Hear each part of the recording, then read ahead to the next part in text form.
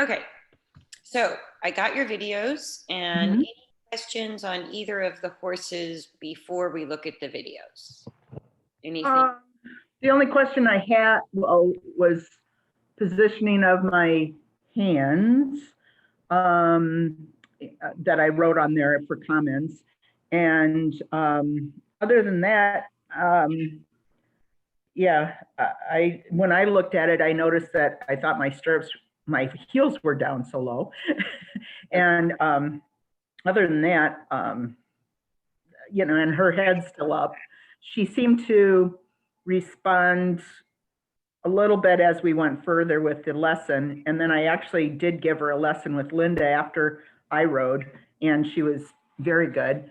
She was the one that was getting away from me and learned that she could pull the lead rope right out of my hand and take off. And that's Blue, right? Yep. Yeah. So I have discovered that she just wants attention. And the more I'm riding her, the better she is. Oh, good. Yeah. Good, because she's really changed a lot since I first seen her going under saddle. And there's a couple. Oh, really? Yeah, she looks a lot better, a lot calmer. You have steering. She's not sort of slamming herself left and right like she was way back when, where she just would suddenly change direction and pull through the rein. So it looks a lot better, like you have steering and she has pretty good speed control. So let me see, what I thought I would do is pull up the video. Let me share my screen. Okay. And it might take me just a minute. Because the other thing I thought we would do is pull up, okay, here I have it in email. Let me pull it up from the email because I'm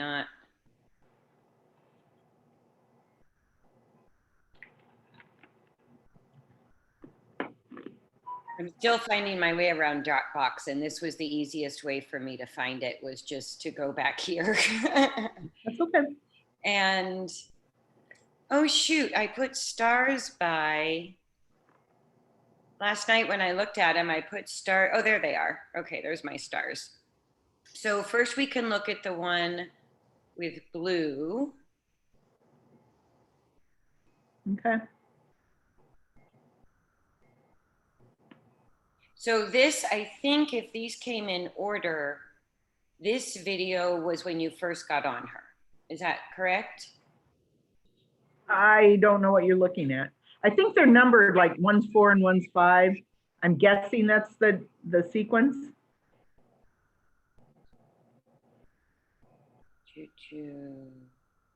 Yeah.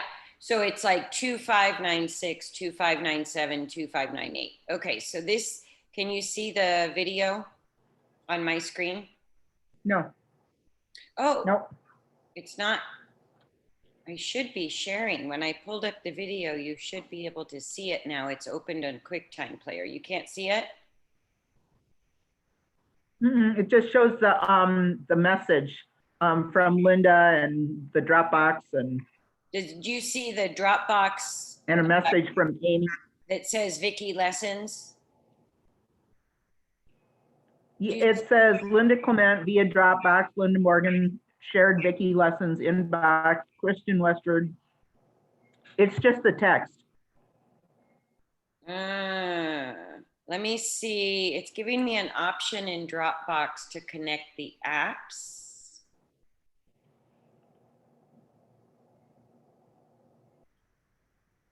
Okay, so you can't. Oh, no. No. Whoops. I got me. Let me try it this way. Oops. I shouldn't touch the screen. I was trying to move it and I've just got a picture of me coming across.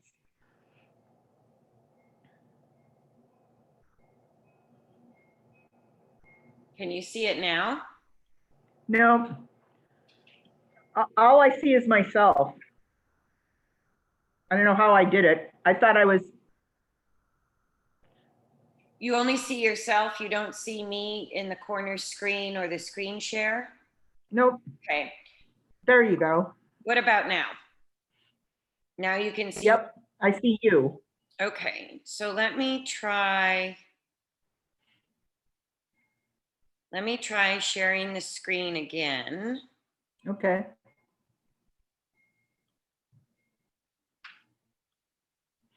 What do you see? There we go. Now I see it. You see the video? Okay. Yep. Okay. So what I'm going to do is start playing, and I'm going to pause where I have a comment Okay. and talk about it. So this is Blue. And I think this is your first ride. This is the first of the videos. Okay.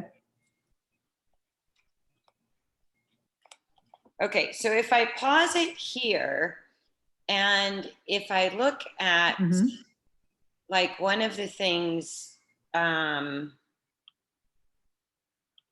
me get the line tool and let me move. If I draw, can you? Looks like I'm going to have to wear a tighter fitting shirt. No, it's fine. It's absolutely fine. Okay. Oops. Oh, I don't want that. Okay, well, I drew a line on the shoot.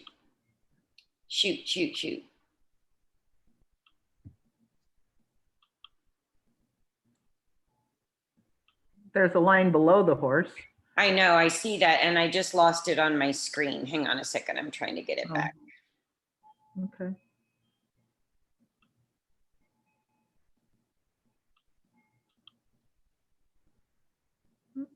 There's your pencil. Okay. Okay, let me try this again. Where's my annotate tools? What I was trying to do was move the screen down. Let me play it a little bit more and see if I get a closer view of you. So the first thing I was going to look at was putting that crosshairs that like there. That's a good spot. Whoops, let me back it up a little. There.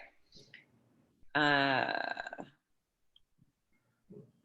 me see if I can move this line. Nope. Okay. So what I was thinking was, if you look at yourself from the side, what do you see based on what we did on the Monday meeting, where I was showing the vertical line relative to gravity and the horizontal line? Where do you see yourself from this view? I see my head in front of my body because my ear's not really lined up with my shoulder, and I tend to do that anyway. So I would say it almost looks like I'm sitting on my pockets more than my bones, but I know I'm sitting on my bones. So other than that, it's relatively straight, I guess. Right. So this is what I would call, oops.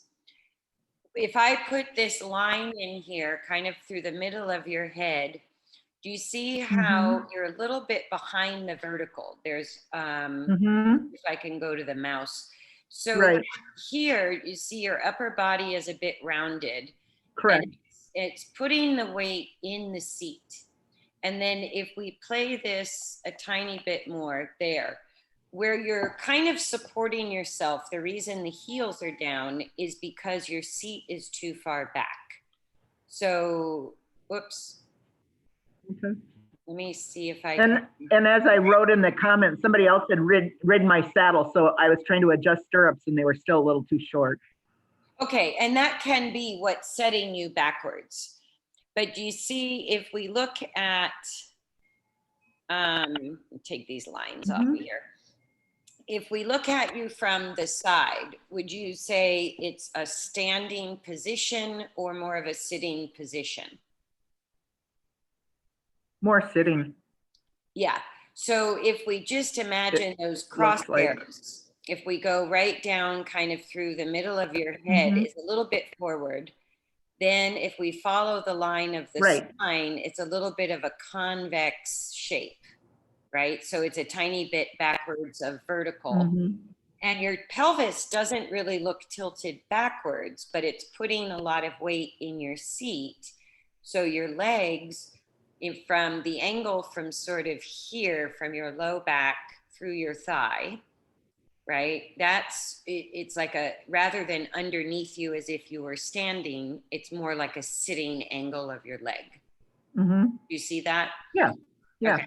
I do. So that would be a big thing to change because, and the thing is, it's going to feel wrong, right? But if you get somebody to take a picture of you from the side, you can adjust. You're going to feel too far forward. But when you bring your torso a little bit more forward on the seat bones and off the pocket, and if our stirrups are too short, it puts us a little bit in this position. So maybe do it without your stirrups and your legs just hanging, because what you're doing. Yeah.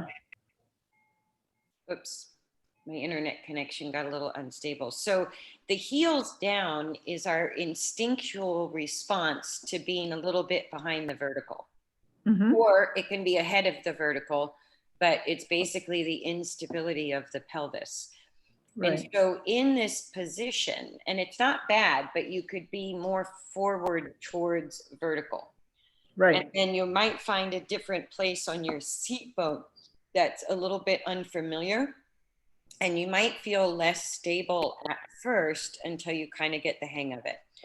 But I would maybe get somebody to take some side pictures or go back through the videos and see if you do the crosshairs like I did. Like if you just draw kind of between the ground and the top of the arena, you want to try to go through the middle of your body like this, right? And you see it's not bad, but there's more of you behind the vertical and the upper body, and a little bit more of your leg in front of the vertical on the bottom half. That's the counterbalance that makes us feel kind of level. And if I go through the horizontal balance here, that's not bad. You're holding your pelvis pretty level. So when you come more forward, you might have to engage the back muscles a tiny bit more and maybe straighten a little bit the upper thoracic without, and it's tricky for women, but for you in this posture, I think you'll have to go a bit of a way forward before you would arch the lumbar, which is what I talked about. Most women struggle with the problem of arching the lumbar too far forward. Yeah. You could really straighten the upper thoracic and even have a tiny bit more muscle use around the lumbar to kind of get your body more equal within these four quadrants. So the leg would kind of come back and the torso would have to go a little bit forward. Your head position is not bad. I think it's just compensating a little for your seat being backwards. You see that? Okay, so then when you're in motion, this is one of the things that in this position in your body, what happens is, even if it's a little bit, you're going to be unstable, particularly left to right. What Blue is doing is holding a tiny bit of extension through her back and contracting the neck. And so that creates a lot of instability side to side in her body. So as I play this, and particularly where you go away from the camera, you see here, you can see the rocking motion through the saddle. You're coping with it pretty well, but you see how she's rocking the saddle. And especially if her head goes up higher, there's a little bit more side to side force. And when we're a tiny bit behind the vertical, like there, she kind of gets her balance. That was pretty good. We'll go back over those last few steps because you're doing a really good job getting stable. And sometimes you even sit up as you're going through the ride. You'll sit forward a little bit now and again, and it looks pretty good. So what happens when we're a bit behind the vertical, and there, when you ask for halt, you go a little bit more behind the vertical. And that's just it's a little bit of a habit from us thinking backwards equals halt. And we'll look at that. I think it was the third video where you used your back to slow her down, that you did that again. And so this would be the thing that will change the movement for Blue, because her balance is pretty good. Like, she's not too fast, but she's also willing to go forward. You have steering without having to pull on the left rein, right rein. You have a lot of steering from the saddle. So her balance is pretty close to good basic balance. And I think what the two of you are struggling with is that this little habit in your body to be behind the vertical is causing her to contract her back away from that. Because if you watch, you'll see, instead of you distributing your body weight up and down through your torso and legs, there's a little bit of excessive pressure in the stirrup because your upper body weight is not holding itself vertical. It's sort of falling into the lower body. And like I said, you're getting good results with her. Like, this is not bad balance for her, but where she's not getting the consistency of getting out of extension could have to do with that little bit of weight excessively in your lower body, because all horses will contract their back against that. And then the heels down can create a backwards force from the horse's perspective, just as if you were, when we pull on the reins, or we're sitting backwards and too far back behind the vertical with our body, or our heels are pushed down, all three of those uses of our body create a force that the horse feels in direct opposition from the forward motion. Does that make sense? Very much so. And let me ask you this then, because I thought we were supposed to kind of lean back and contract our back to slow him down.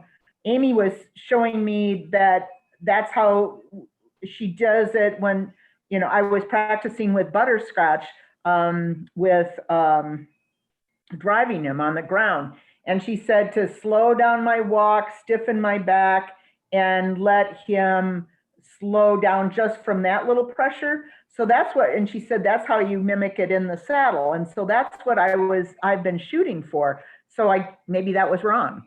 Well, if, like with Amy, her struggle was her normal posture that we've been working on is she tends to be ahead of the vertical. She's really struggled with the arching of her low back and getting that under control, the arching of the lumbar. You have completely the opposite problem. So the advice that she was trying to share with you isn't working for you. The way it was applicable for her body. Right. So she's not wrong, but it's sending your body the wrong direction. So try this. If you get kind of on the edge of your chair and you put your hands on the table or the countertop flat, and let me take my screen down so you can kind of see my hands. So I'm just laying my hands on the table, right? And then I'm going to contract. I still see the screen only. What's that? I don't see you. Oh, do you see me up in the corner? Nope. Or no? Okay, let me stop the share for a second, because this is important to understand direction of force. Okay, so let me see if I can take this down. So if you put your hands on the table or the counter, kind of like this, pardon my fingernails, kind of like we're holding reins. Yep. And you're sitting on the edge of the chair. So find a place where you're resting your hands on the table and they're not pushing forward or backward. They're just resting there, right?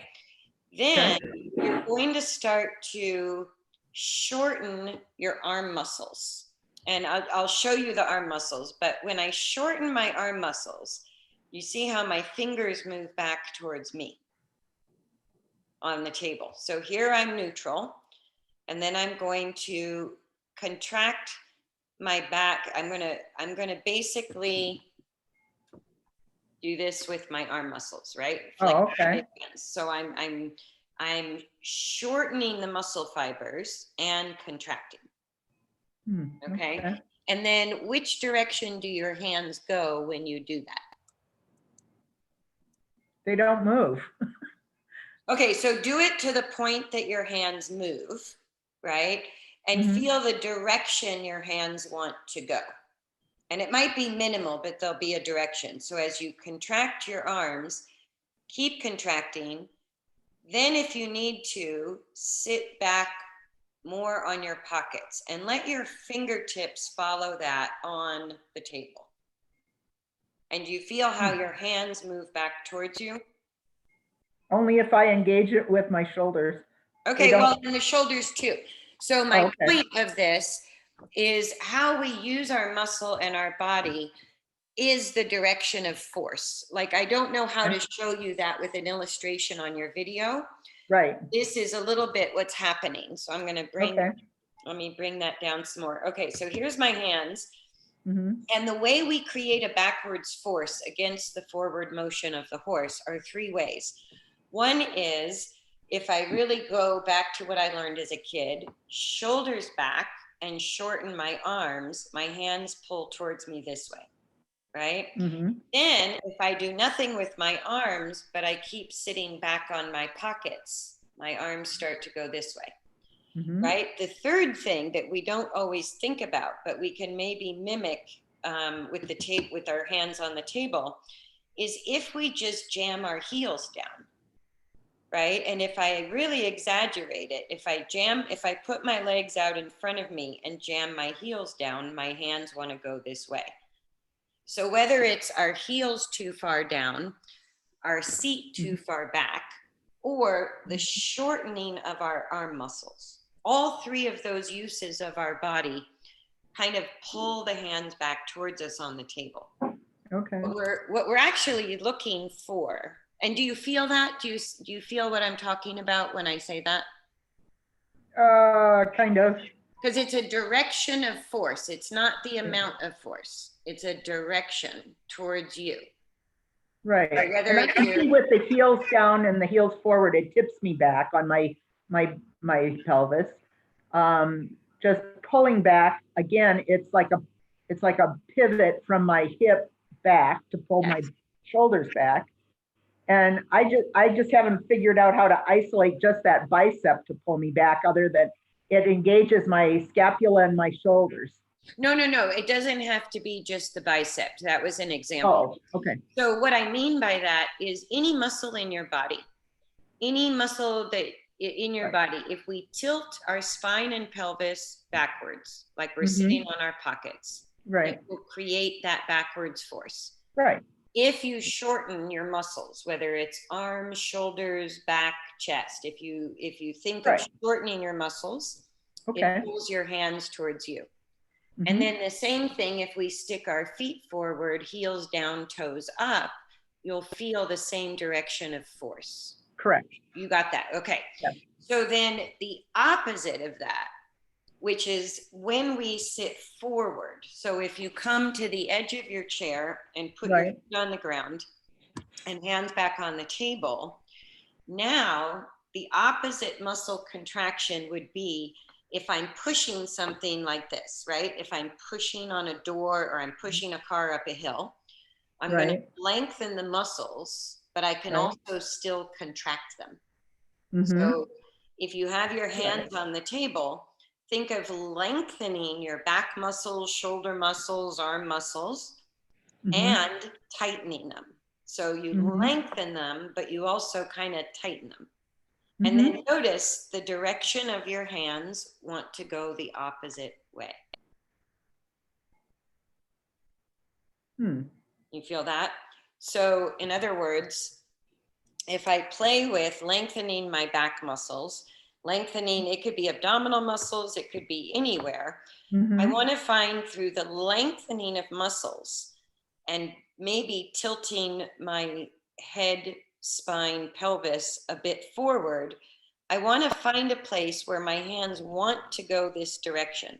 They don't have to move, but I want you to feel the difference in the direction your body is going as a force. So if we shorten muscles, our hands come this way. If we lengthen our muscles, every muscle in our body, you're going to feel your hands want to push away from you. Okay. Right? If your feet are flat, and then rock on the pelvis like you showed me, sort of rocking on the seat bones. And with your hands on the table, this is actually quite a great exercise for doing a like online lesson, because I wasn't sure. When I'm in person, I can take the rein and I can demonstrate very clearly the direction of force that the horse feels. And this is more important from the horse's perspective than the actual amount of pressure that's on the rein. It's the direction of pressure that they feel. It's the direction of our body. It's not our body weight. It's the direction of the force impacting the horse that makes the difference to them. Does that make sense? Yep, that's what I noticed yesterday. So go to your riding position in your mind, right? Just in the chair, and just kind of go there, pretend you're on the horse, and notice, do your hands gently want to come towards you, or do they gently want to go away from you in that use of your body? And if you're not sure, we'll try a couple of different things, but if you're sure, let me know. I tend to almost disengage in a sense. I mean, I tried to keep my arms and hands independent of my body so they can stay still, if that makes sense. Yes, no, and you are correct. This is just for the sake of feeling. The result of our torso balance will be felt through our arms. Right. So if we just kind of leave the arms in neutral, then as you tip or rock, like you want to go to your normal riding feeling. And then if you notice, you go, oh, my hands are coming just a tiny bit towards me, then go more forward and keep going forward until you feel your fingertips want to slide away from you on the table. Okay. You feel that? And it's just by positioning your torso over your seat bones. So if you go too far forward, okay, you're going to fall off, but for sure your hands go forward, right? Right. But if the habit is to be a little bit backwards, you can play with here, how far do I rock back? Like for me, I go, it doesn't feel far at all. It feels like less than an inch. If I rock one hair too far back on my seat bones, I feel my fingertips start to do this. Right? And so where is that balance on your pelvis where the hands are not even quite neutral, but they're just gently wanting to push forward? Think of straightening your skull, your upper back, your neck, and really finding on the seat bones, rocking forward and back, where is that place that my hands want to push forward on the table? When I go more upright. Yeah, you're going to go up and also forward until you feel that in your hands. Right, exactly. Okay. So what does that feel like to you? Does it feel more forward than normal? Does it feel normal?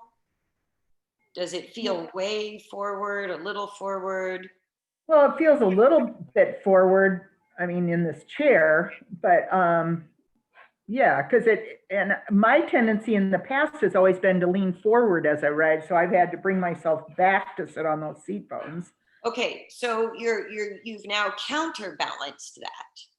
So now, when I look at you, you're a tiny bit behind the vertical, right? So you simulate where you would be on the horse on your chair, feel the seat bones the way you're looking for on the horse. And then notice when I feel that on my seat bones, which direction are my hands wanting to go? Towards me or away from me? Well, it depends if I'm leaning backwards or forwards. Right. So if you find what your current normal straight is, this is a way for you to give yourself feedback that if I think I'm normal, but my brain has normalized a little bit too far back, then my hand pressure against the table is going to show me that, right? I see what you're getting at now. Okay. So it's the use of our body. We're not moving the hands, but through our fingertips, where we have a whole lot of nerves and a lot of clarity, our fingertips resting on the table can sort of tell us if our body is creating a forward upward force that goes with the movement of the horse, or a bit of a backwards force, because that's just what we've gotten used to. Right. So the fingertips will tell you if normal is truly forward and up, or if it has a little bit of backwards to it. Because what I'm seeing in the video is a little bit of the backwards, is what you're calling normal. And that's having that basically when you touch the reins or you sit in the saddle or you direct the horse, what Blue is feeling is that force kind of going against her forward motion. So her response to it is to push her spine down a little and contract her muscles up against that non-neutral force of your body. Right. And I think that's the only thing going, because and this happens to everybody, as you have worked with Blue to give her better balance and control and use of her body, as she's advancing into better balance, all of a sudden, how we ride has to advance with the improvements of the horse. Because the more balanced the horse is, the more nitpicky they are about the use of the rider. It makes a bigger difference when the horse is in better balance. When we're starting with a horse that's either unsafe to ride or really out of balance or lame, we get away with a learning curve in our use in our body, because the horse has such extreme imbalances that if we even get in the right neighborhood, we're pretty golden. We're going to get a result. But you've improved Blue's balance. And now I'm working with you because the next evolution, the consistency of her basic balance that you're looking for, lives in how you use yourself on her. Okay. That's why it's important. Right. And my observation, and where I check myself or I noticed I'm off, is either I've tightened my pelvic muscles too much, where I'm almost riding on a point, or raised by flexing those butt muscles, and then I feel like I have to, relax down so the horse feels more of my sit bones rather than my muscles. And then I also check myself by straightening up, and to me, expanding the spine, engaging my abs, makes me sit up better with my low back flat. Great. And that's very important for women. And you have all the right ideas. And where we have to continually evolve as a rider is it's a little bit subjective to the experience of each person, whether we feel that we're overusing certain muscles or not. So what I would do is have somebody take a picture of you from the side, or when you get on the horse, the same exercise we're doing on the table. What I did to kind of evolve my own riding use, because it's not really a position, it's a function. And what's really important as the horse gets close to pretty good balance is the energy and use of our weight and mass is inviting them upward and freely forward. Anything that creates a backwards force against the movement is what is why they will continually resort back to extension, a mild version of extension, right? So when you get on, that's all right. So when you get on her, what I did was I would place my fingertips where my arms could rest, but I could feel the horse's hair just at the base of the neck in front of the saddle without the reins, right? And as I played with sort of feeling, I'm straightening my thoracic I'm Mhm. straightening my lumbar. And like you said, for women, having to really engage the abs to keep the lumbar flat and not arched.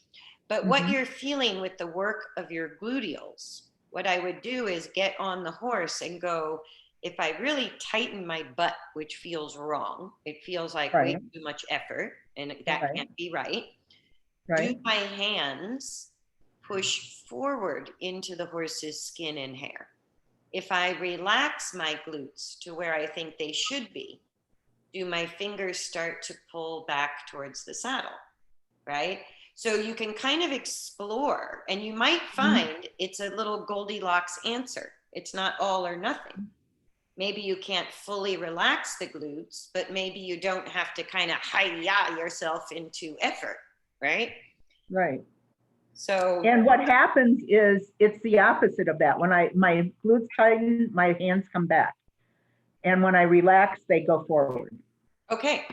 And so then as you're looking for that alignment with vertical, and when I get on, it's very hard because our brain normalizes everything, right? Mhm. So when I get on, I think of the force of gravity, just like I draw that thin Okay. line between the earth Mhm. and the sky. Right. And we can feel gravity as a force, just like we can feel humidity. We can feel the weather. We can feel the temperature. It's invisible, but it's very tangible, right? Right. So I look for that line that I drew through every rider in the slideshow I just did and what I just drew on your video. Mhm. And I look for, am I aligning my head to Mhm. that line? Am I putting my spine on that line? Am I Mhm. putting my seat bones on that line? And then Mhm. you can kind of check if you're really there, your hands will rest and or push forward when the horse is in motion. If you Okay. get behind in motion, your Mhm. hands will start kind of pulling backwards, Right. right? Or your heels will go down. Because Right. in the videos, if we look at this again in their video, your arms are beautiful. Your seat is Mhm. pretty well balanced, but because your torso is behind the vertical, Right. that's creating a backwards feel through your seat, and and your body is intuitively responding with the heels down. So Mhm. the amount of force you have in the stirrups tells you your pelvis is not truly on the vertical line. Okay. Does that make sense? Mhm. So Right. whether or not you use the glutes, it might be the hip rotators, it might be the upper back, it Mhm. might be how you balance your head, it could be the abs, it Right. could be muscles around the rib cage, right? So let me Mhm. share the screen again and go back to that. And as we watch sort of the last, I'm just going to play the last 3 minutes. I'll stop it if I Okay. need to, but Okay. you'll kind of see as she comes and goes in her balance, because right where you see the video. Yep. Okay, so right where it's frozen right now, you actually have, whoops, crap, I did it again. There we go. Okay, you actually have really good alignment here. Mhm. You see that? Mhm. So from this angle, you look like you're sitting more forward than from other angles. Mhm. But let's play it. And with everything we just said, because you control your arms very well, where it shows up in your body is the heels jamming down. That's Right. still going to create a backwards feeling to the horse. So Right. as you bring your torso forward, you want to find, where do my feet naturally get flat? Where I can feel the stirrup, but I don't have excessive force in the stirrup. So there you go a little bit backwards. Mhm. And you're great at staying very soft with your arms, but you'll see on the reins where when you go to use the rein looks like the energy goes to you rather than towards her mouth. And then you're very soft on the rein. So you might not be aware of it because you usually have slack in the rein, which is fine. It's just harder to feel the direction. Right. Like there, you're more upright. Do you see that? Mhm. Yep. Yeah, and then her balance gets better as you go in and out of a little bit behind, a little bit more vertical. She's responding to you instantly. Mhm. That's why I think your preparatory work is really good with her. Like her muscling looks good. Mhm. And then in the trot, again, she wasn't quite in balance to go Right. to the trot. Right. That's okay. So when you add speed, the use of extension gets stronger in her body. So I would maybe add the speed little by little rather than thinking walk to trot transition. Maybe go from basic balance, maybe she can do it in a slow walk. Then you add a little speed, but as soon as she hits extension, back off the speed and rebalance. Okay, all at a walk. Well, you're playing, you're going to add speed to the walk until you Right. accidentally land in trot. Right. But if Okay. you just push her into trot, she keeps going into it in extension. She So does. there, when you asked for the halt, let me Mhm. back that up just a little bit, because when what there, you see when you start asking, Went way back. yeah, and we don't realize we do that, but Right. that's actually pushing down and forward towards her front legs. So she contracts her back against that, right? Yep. So Yep. if we're looking for proper braking, which would be the deceleration or also the stability within the forward motion. I'm just going to let this dog in. Hold Okay. on. Okay, come here. There, be quiet. Okay. She wasn't going to stop barking until I let her in. Oh, okay. Okay. So, and then after that transition, as you go forward again, like, do you see where it just happened to freeze? Mhm. There's a bit of a backwards feel through the rain. Mhm. And once you asked for the deceleration by leaning back, then you tend to get a little bit stuck there. When you're kind of in the forward motion, I see you get straight and then fall back, and then get straight and then fall back. And when you're more vertical, Blue responds to that really well. If you go back through these videos with and really look for that correlation between Right. your verticalness and her use, she's really responding to that. And Mhm. that's why it's not a criticism. I just wanted to focus on you as a rider, because I think it's the thing that Right. will give you the consistency of her basic balance and get you out of the in and out phase. She gets a few good steps, then she loses it. She gets a few, she loses it. Right. She just So how do you stop her with your back if you're not leaning, or, because I just followed what Amy had told me. Right. Yeah. So you absolutely stay vertical, right? Excuse me, let me grab a drink. Okay. And so what I showed in the slideshow, let me see if I can pull that up. Can you see that? Not yet. Just mine. Okay. My Can show. you see your video? You don't see my rider posture one? Nope. Okay, let me stop the share and let me redo it. Because I've tried to describe the feel to someone as if they had a pedal bike and an old pedal bike and started pedaling backwards. No, and I think whether it's thinking of a bike, like I've heard that analogy before, or what Amy was describing to you, or what you're actually doing, Mhm. all of those are in the realm of what I would call a movement or a gesture. Yeah, that makes, yeah. Right? And so what's the difference then without using your hands? There's no gesture. That's the biggest difference. Okay. And so if I go here, Mhm. where I sort of described the muscle use, Right. right? These are the muscles, like, and you could even, that's why I said, it doesn't matter anywhere you find it. But Mhm. when your heels are pushed into the stirrup, it tells me you need to explore up here.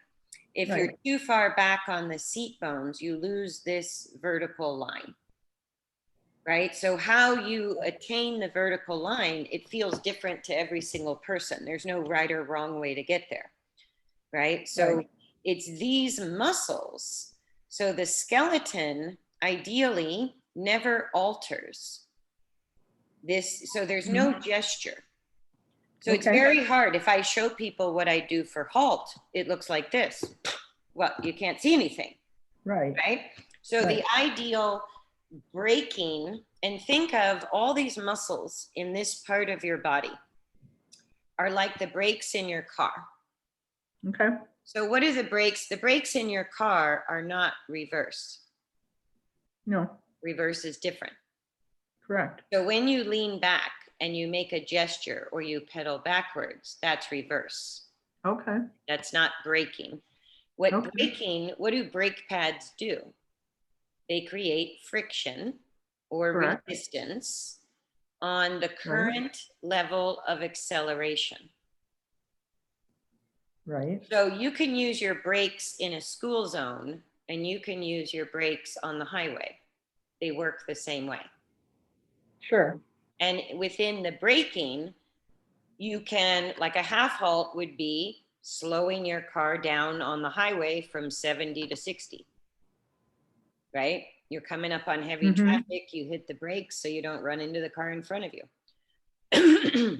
And the actual muscle use, the mechanism that I'm talking about in the horse is spelled B-R-A-K-E, brake. It's a braking mechanism, which is muscular and bone related. So all of these muscles in the blue outline, or if we look at it even from, let me see, from the other view where I also kind of describe the muscle use here, right? So it's the deeper postural muscles is where we want to start, but it could be back muscles, core muscles, butt muscles, ab muscles, upper back, lower back, doesn't matter. Everybody feels it different. But what those muscles do is, because when the horse stops, it pitches you forward, right? When the horse goes, it pitches you backwards, just like in your car. Right? So we use the brake, our muscles, like the brake pad on a car. We resist the acceleration that we currently have.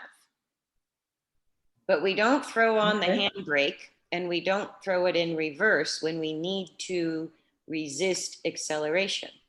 So that's why we replace our brake pads, is because they wear out. It's a friction or a resistance on the wheels that slows the acceleration. Right. Right?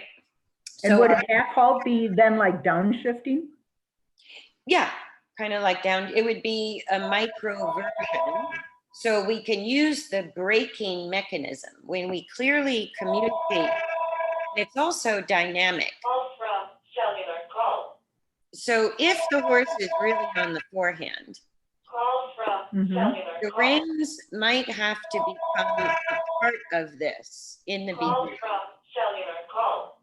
But what you want to do is get to where there is zero bit pressure and the horse understands from walk to halt through the tone, the change of tone, the lengthening and contracting of all these muscles. That's what resists the thrust, the push of the hind legs.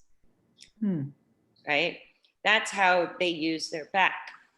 So when we're asking for a downward transition, a slowing of a speed within the forward motion, or even a rebalancing to stabilize their balance, the braking use is the same. So when they move forward, they push and brake in balance. If the pushing exceeds the braking, they fall on the forehand, they go back to extension. If the braking exceeds the pushing, we complain about not having enough forward, right? So you've got a good braking pushing balance with Blue, the way she's using herself in the ride. But your body, if you keep leaning back as a cue, it dynamically interrupts her ability to balance the use of her back muscles for braking and pushing. So the idea is when you're doing it right, if I'm asking for forward, then the tone of my muscles changes. The energy of my muscles change from in my lower leg, right? Oh, in your lower leg? Not, but you just said it's all in your torso. No, for forward, my gas pedal. Your torso is the brake. Right. Your Oh, the lower leg is the forward, right. the forward, Okay, right? right. I thought I heard brake, sorry. So if I want a horse to go forward, Mm-hmm. my torso balance doesn't change. Whoops, hang on. There we go. Let me see if I can put my mouse here. Okay, so my torso balance doesn't change. It doesn't tilt forward or tilt back. So nobody can see that I'm either, only the horse and you know. If I'm increasing the muscular energy in the calf, then I'm asking for forward. If I'm increasing the muscular resistance, which is also a boatload of energy, in my core, maybe up my back, but somewhere in my torso. That muscular energy to create resistance to the forward force is the brakes. The reins or the bit pressure is the backup plan. Ideally, we need the horse to understand and dynamically follow just the change of tone in our, I'll say, torso. That could be back or core or whatever you feel, but without a lean forward or back of the overall view of the rider. So it's invisible. Nobody can see you do it, right?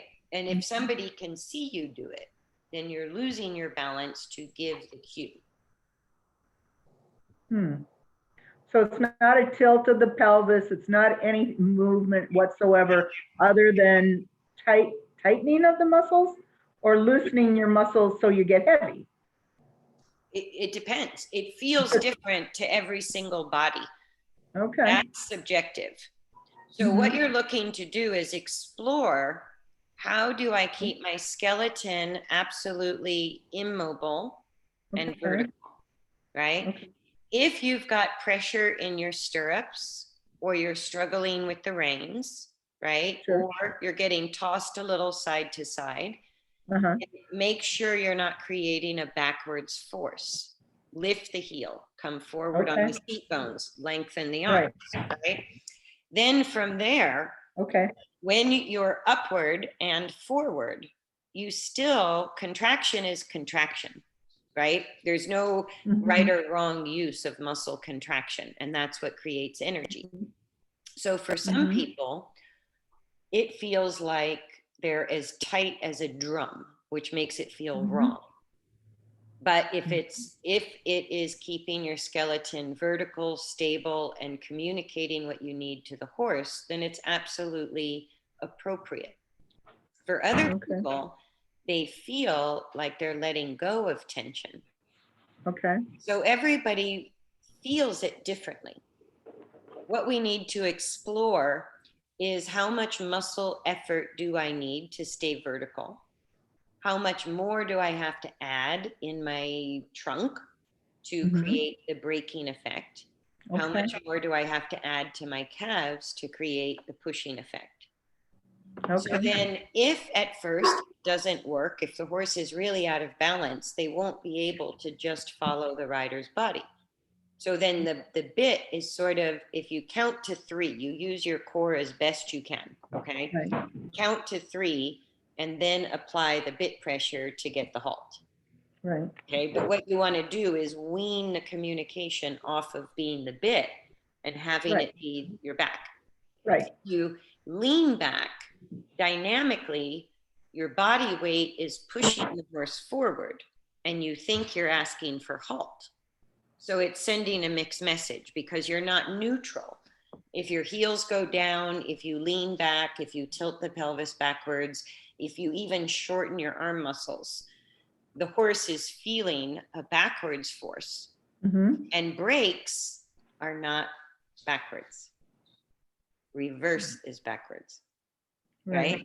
So you don't want to ask, it would ruin your car the same way if you came Right. to a signal and threw it in reverse instead of using the brakes. Right. It has the same effect on the horse mechanically. Mm-hmm. So we want to use the brakes, which is just a slow resistance to the forward energy we have. Right. Whether it's 5 miles an hour or 50 miles an hour, it doesn't matter. Right. It's still the same mechanism, Right. right? Okay. So I'll practice that. yeah, and it should support your verticalness. And the Okay. ironic part is when people watch you or you see a video of yourself or a photo, you don't appear to move. That's when you know you're doing it right. You Okay. don't appear to move at all. That's incredibly hard to do. Right. You will feel the, oh my God, this is a big workout in your muscles. It's a lot of work to do that, but nobody sees you lean forward, back, left, or right. Now, do you do that? Okay, excuse me. Yeah, I was just going to say, nobody sees you come out of vertical. So for Amy, who was ahead of the vertical, Okay. she felt like she had to sit back. That was just her perception. Okay. No, I So get that's it. why when people share with each other, and this even happens with professional trainers, what Mhm. it feels like to me is a vastly different experience for somebody who has a different posture, a different body than I do. Right. Right. So I can't ever assume and tell people it's going to feel like this. Okay. Right. We have to look at really which direction of force are we creating, Mhm. and can we do it in a way that nobody looking at us sees our effort. Mm. That's when we've really controlled the stability of the skeleton and we're communicating with the change of tone and weight shift that's invisible to the onlooker, but really dynamically felt. That's the conversation we have with the horse. Mm. The horse feels it completely. Mhm. And what I did too to learn to use my back was, again, just like I said, when you get on the horse, you can lay your fingertips on the hair. So you kind of feel very quickly if you're pushing the hair forward or kind of pulling the hair back with your fingertips. I also, if I needed to use the bit to teach the horse how to find their back for braking, I would just push my hands forward and down into the neck. If I had to take a shorter rein and have bit pressure, then I shortened the reins, but I sort of took my hands out of the equation by kind of pushing them forward on the horse's neck. And then I learned to find the muscle use that made sense to me. Okay. Okay. Okay. So that's kind of a lot going over Blue and your riding position. Right. I know you also had a video of working With prophecy on the long reins. Yeah. So do you want to just, we can set up a different time to go over the groundwork, because this is quite a lot. And if we shift gears, I want you to absorb everything we just talked about and go out and practice it. No, I get that. Yeah. I feel like I'm constantly doing that because I really try to analyze what my body's doing so I can try to translate it. Mm-hmm. So, but yeah, I understand that. For when you teach? Yeah. Okay. So even when you teach, what you're doing as a teacher is in your mind drawing that vertical line and horizontal line. Mm-hmm. And then asking questions, particularly if you're working with kids who are under 12, what it's going, excuse me, sorry, what it's going to feel like to you, just remember, is 100% unique. Right. And that's what I keep telling them. It's like teaching the horse a different dialect with their bodies as opposed to mine, because we've got different heights, weights, pressure, everything. So Well, they have to develop it with themselves. right. And the only way to develop it is the skeleton of the rider has to find that line of gravity vertically through the skull, the spine, down the sacrum, between the seat bones, horizontally, sort of front of pelvis to back of pelvis. Oh, Then if okay. we look at them laterally, if we take a front view or a back view directly, should also be level across the pelvis, knee to knee, foot to foot, shoulder to shoulder, the belt line, right? So as an instructor, that's where having somebody look at you is the most helpful. But telling you what it's going to feel like, which And you do everybody that does. so well. Everybody does, right? Yeah, yeah, I made the same mistake for a while going, this is what it felt like to me. And then I Right. could see my students were going out of balance because they were trying to mimic an experience that meant it wasn't appropriate for them. right. And that's what I've observed of how you present things and try to, by just saying, yeah, basically that it's going to feel different and look different to you than it is to me. And I think your next evolution to truly communicate with Blue, you're going to have to bump your sense of balance needs to change a tiny bit. Okay, And even though visually it doesn't look like a lot, it's right. going to feel massive. You're going to doubt yourself. You're going to think this can't be right. I'm working way too hard, or I'm not working enough, or this is just wrong, wrong, wrong. This is like I joke, I go, this is where people start to ask for my credentials, going, what the hell is she talking about, right? Yeah. Because it will, this last little bit of adjustment you need to do in your body, I guarantee will blow your mind. It will not feel at all like what you're expecting. It will take you away from what you're normal and familiar with to find true vertical. And so use the mirrors, use photography, use the video to help you. And then with what we talked about today, it's the direction of force that is the biggest influence on Blue right now. So anything that's creating, whether it's just the heels down or just the arm muscles shortening a tiny bit, or just getting a little behind the vertical, or making a gesture when you ask for forward or halt. Those are the little things that used to be okay on her. That now she goes, oh my God, I'm going back to extension. I can't cope with this, right? Because her balance is better. Right. Right. So this is where we have to evolve with the horse. And these little things, like when I would work with some of my mentors and we'd get down that, maybe once a year, they would make an adjustment that felt like my body moved about 2 millimeters and everything changed. My whole sense of balance changed, how the horses responded to me changed. It was incredible. Right. And this is how we learn to refine the use of our body, which is our voice when we speak to the horse. Right. The self-control and use of our body is our voice, right? Right. And what Blue's really showing is she's asking for more clarity and more precision. Yeah. Yep. Yeah. And that's what I understood you to say. You said communication skills. To me, feeling and touching is communication with the horse. Absolutely.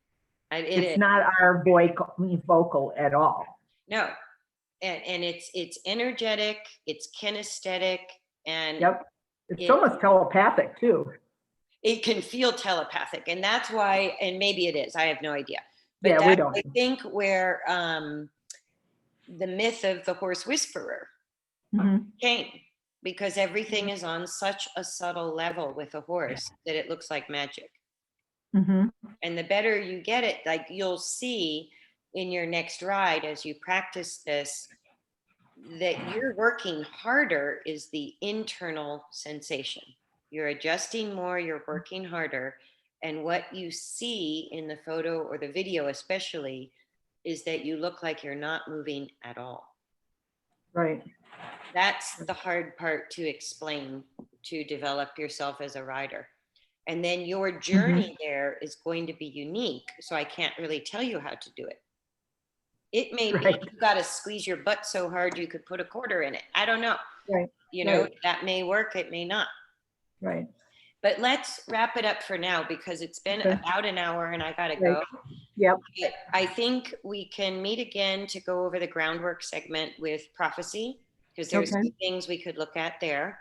Okay. And then if you have a question on what we discussed today, Uh-huh.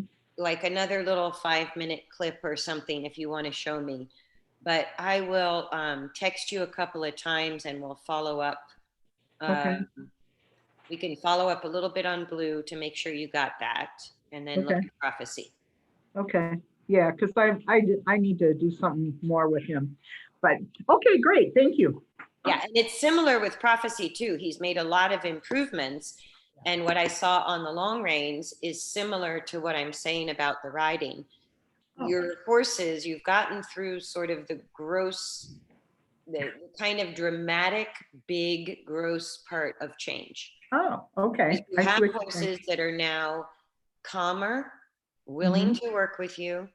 Right. They've got pretty good control over their speed. They're not stuck without going forward and out of control forward. Reasonably straight, right? So you're just Right. dealing with them going a little bit long and low, a little bit to extension, but they're going through the middle and finding Right. some balanced steps. So the next evolution for you is consistency of Okay. basic balance. Okay. And that's where the feel, the timing, and the balance of the rider start to make a tremendous difference. It's Okay. what gets you out of the in and out of balance into consistent balance for all of Great. us. Great. Yeah. Okay. All right. Awesome. Thank you. Oh, and is it okay if I post this for the group or do you want to keep it private? Oh, I don't care. Okay, I'll post it for the group. I think Okay. it's a good lesson. A lot of people will like that.